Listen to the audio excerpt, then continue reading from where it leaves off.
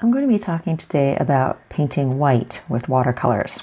Now, white can be a really tricky beast because our brain tells us that it's just white and that the shadows are going to be gray. But this is not true in actuality. Shadows are going to be warmer or cooler depending on what is around the object that you're painting, and the surroundings and the background, reflected light, or colors that are seen through translucency or transparency. So all these things are going to have an effect on the shadows and how you really pull out the shapes and define your white. I'm going to show you a little bit with these botanical flowers that I've been painting. Now, here's a photo of one, and I'm going to talk a little bit about the warm and cool shadows that I was just mentioning here. Now, if you look at this picture, the areas around here, which is, well, the sun, let's see, the sun would be coming from this angle. When I took this photo, you could tell that because of the shadows from the inside of the flower. And the brightest areas are going to be right here, and the darkest areas are going to be right here. These are shadowed because of other petals, and so they're not very translucent. You could see a little bit of the green leaf through it. And even over here in this highlighted area, it's bright, but it's not quite as bright as this area because this is where the sunlight is striking directly. So these are all things that you should take note of, and how the shadows over here are a bit warmer because of the reflected element from the pollen. And the shadows over here are much cooler because there isn't any of that reflected light coming over into it. Similarly, over here is very cool. Now, when I say warm and cool shadows, I'm saying that they have a little bit more yellows and reds in them, maybe browns. And over here, I'm going to be using more purples and blues for those to achieve those kinds of shadows. These are all things that you pay attention to as you examine your subject and plan how you're going to go about it. All right, so once we've identified our warm and cool shadows, how are we going to paint them?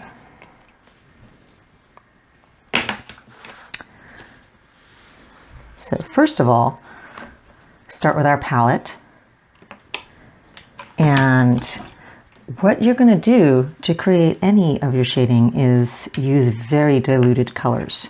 Your paper, you're going to want the whitest paper that you can find, because that white is going to be the absolute brightest for your highlights. If your paper is sort of an off-white color, you're not going to get as bright of a highlighted area. You can see this paper here that I've got in front of me is a little bit more off-white than what I've got in my other painting over here. Frequently, watercolor papers, if they are going to be extra bright or extra white, they will be labeled as such. They'll actually say extra white. Sometimes you just make do with what you can find. And if necessary, you can use white paint opaquely to try to get some even brighter highlights, but it's never quite the same or as luminous as if you can achieve it straight through the paper itself. Now, various shadows are going to be painted using extremely diluted colors. Now over here, I have a very dilute purpley blue. It's so dilute that you almost can't see anything on the paper. It's just the faintest shadow. Now, if I wanted something even cooler, because the purple actually gives it some warmth since purple has red in it. If I want something extremely cool, I'll go for Payne's Gray. I'll use again, as I said, extremely diluted. You can see it's almost all entirely water. I use Payne's Gray straight out of the tube, and that gives me a very kind of bluish neutral tone, or even more neutral than that would be neutral tint itself, which is another watercolor pigment. I'm painting that a little bit darker now so that you can see it better.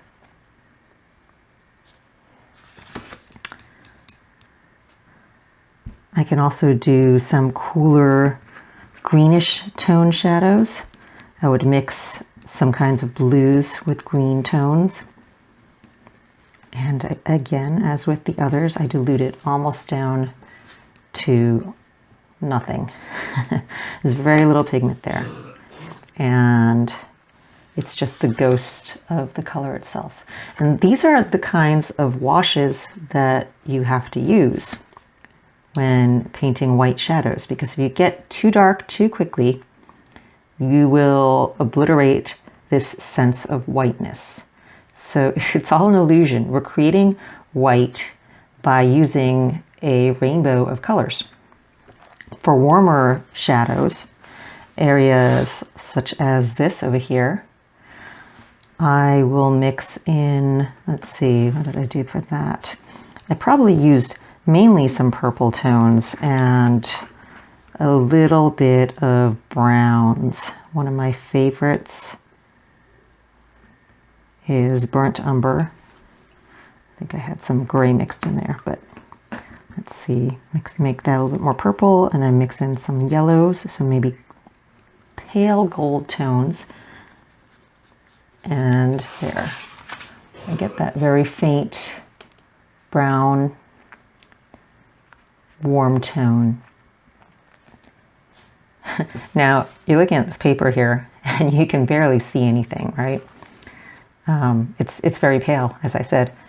And that's how you do it. You have to layer these and gradually start to sculpt the forms out of these very, very light washes. And as you do so, you can pull out the shapes and carve the shadows. And also by doing such pale washes, you have much more control over maintaining the actual white paper areas, things that you don't want to paint over. You see all these delicate veins in the flower petal. Those were all left the white of the paper showing through. We were not actually drawn over with any opaque white or any masking fluid or anything of that sort. It was simply avoidance of painting in those areas. So if I were to sketch in this very rough flower petal here, similar to the ones in this larger painting that I've got,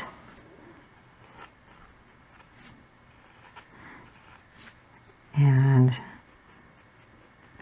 going to have these shadowed roughly edges to it. Now I'm just sketching this very quickly to give you the idea of how I go about this. And I don't want to do too much shading because that's just going to muddy up my painting. Usually when I'm painting things of other colors, I don't do much shading at all.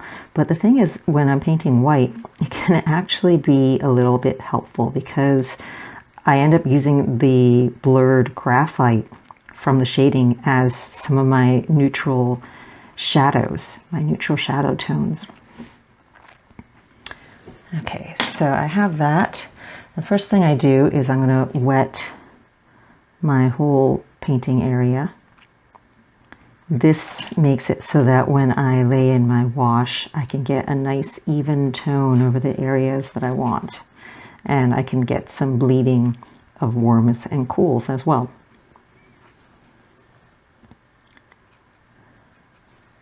So I do that, and then I'm going to have some cool shadows on my edges.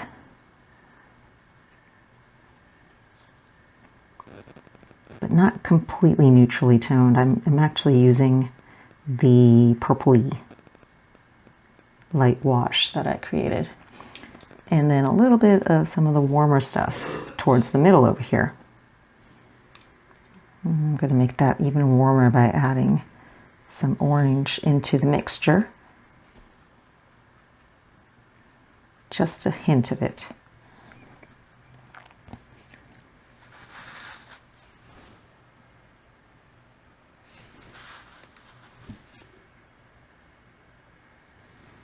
And I gotta let that dry for a little bit, that first wash.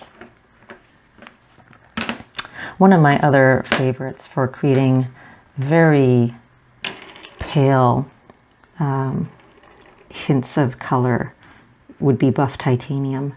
This is a Daniel Smith color, but buff titanium would be this guy over here.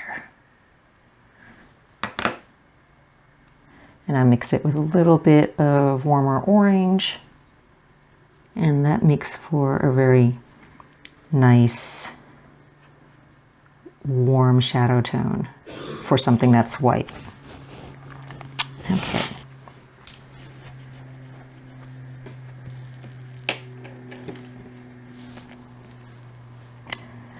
Now once this has dried, let me see, I think it's a little bit dry now, I can start defining more of those shadowy areas, and I'm going to use my even more neutral, cooler shadow wash color, which would be either neutral tint or Payne's gray, depending on how cool exactly I want it to be. And I'm going to do a dry brush technique with this, which is very hard when your pigment is very liquid and fluid and mostly water. But get just a little bit of the color on your brush tip and keeping it mostly dry, you very, very carefully start to feather in some slightly darker shadows and more detailed textured shadows as well.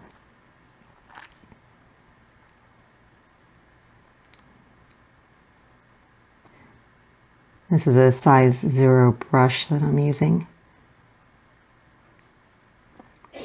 And as I mentioned before, having the pencil sometimes can be helpful at this stage because you can blur and blend out the pencil shading that you did earlier, and it melds very nicely with neutral tinted watercolor tones. And sometimes if I want to smooth out and blend some more of those areas that I did, I brush over with just clean water after I've dry brushed it, and that helps to just blend and smooth everything out so that you lose the sharper textured edges. Depending on how much and how hard you brush over this, you'll leave more of it or obliterate more. Okay, and sometimes if I want some other reflected tones, you can actually add those as a glaze in areas.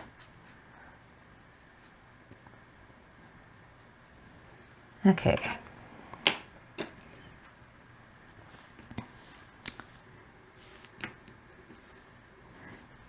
Adding some more of those warmer tones close to the base of the petal.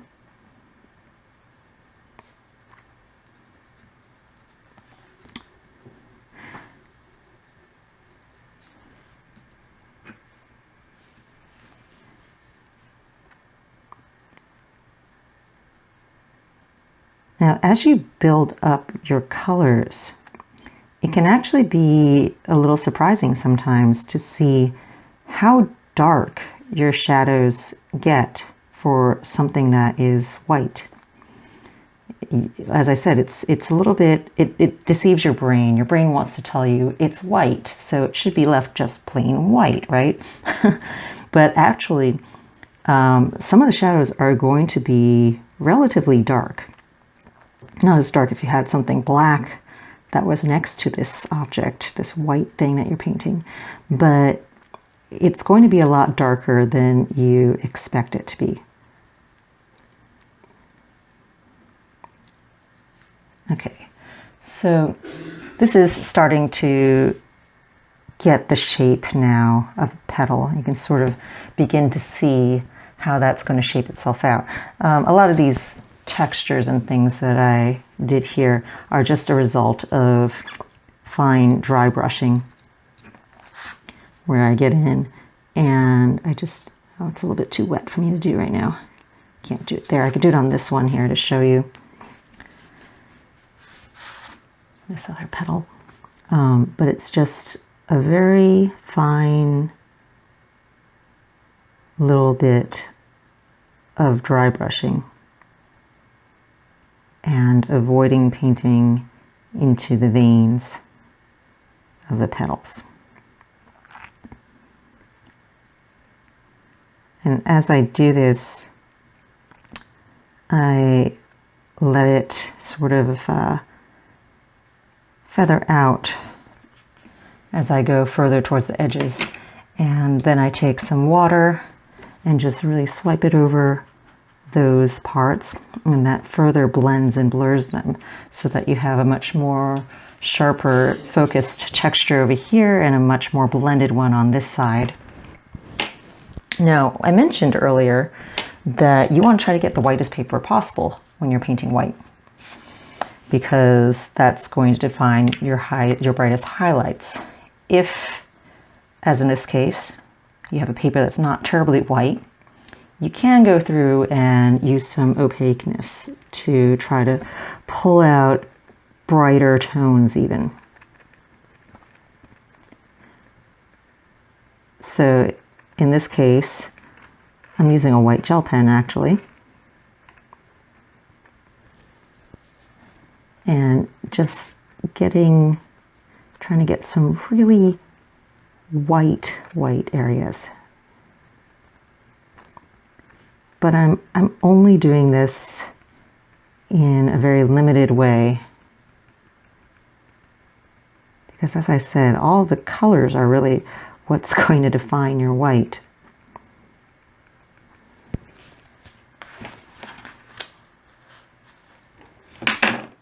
And in fact, I'm going to even darken with some more greenish tones on this side.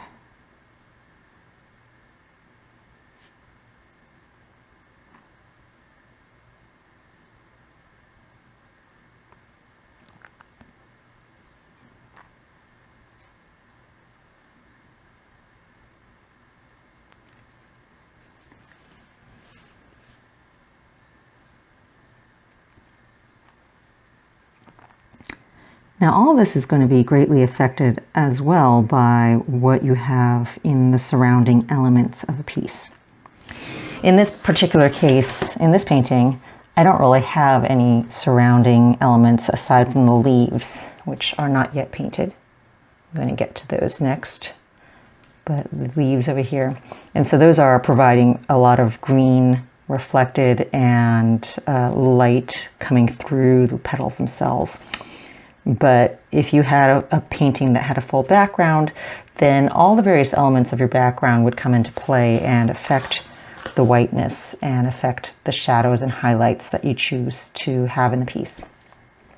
So there's just a little brief glimpse at what goes into painting something that's white.